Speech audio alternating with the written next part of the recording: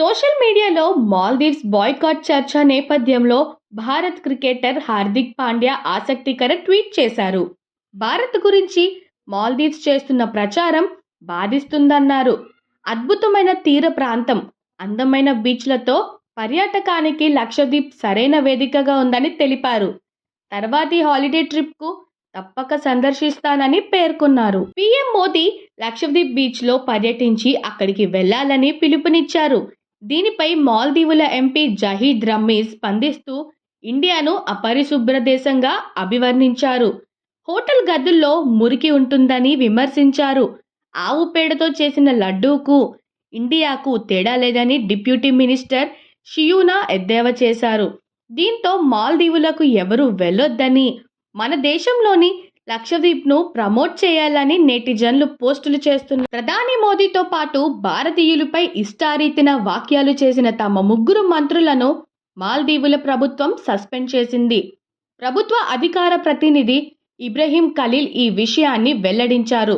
Mariam Shiuna, Malsha, Hasan Jihan ముగ్గురు తమ social media ఖాతాల్లో భారత్ను, ప్రధానిని దూషించారు. ఈ అంశంపై భారత్లో దుమారం రేగడంతో మాల్దీవుల ప్రభుత్వం దిద్దుబాటు చర్యలకు దిగినట్లు తెలుస్తోంది. భారత ప్రధాని మోదీని మాల్దీవులకు చెందిన ఓ మంత్రి సోషల్ మీడియాలో దూషించిన సంగతి తెలిసిందే. దీంతో ఆ దేశంపై భారత్లో వ్యతిరేకత మొదలైంది. ఈ నేపథ్యంలో మాల్దీవుల సర్కారు ఓ ప్రకటన విడుదల చేసింది.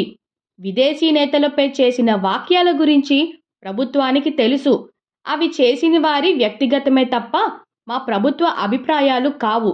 తప్పుడు వ్యాఖ్యలు చేసేవారిపై చర్యలు తీసుకునేందుకు వెనకాడేదే లేదు అని స్పష్టం చేసింది. మాల్దీవులకు చెందిన పలు ప్రభుత్వ వెబ్సైట్లు శనివారం గంటలు తరబడి ఆగిపోయాయి.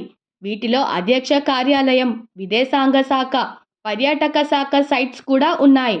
భారత ప్రధాని మోదీపై మాల్దీవుల మంత్రి వివాదాస్పద పోస్టు పెట్టిన అనంతరం ఈ ఘటన చోటు చేసుకుంది. కాగా వెబ్సైట్లను పునరుద్ధరించామని, సైబర్ దాడికి పాల్పడిన నిందితులను గుర్తించేందుకు దర్యాప్తు ప్రారంభించామని అధికారులు తెలిపారు. Please subscribe. ప్లస్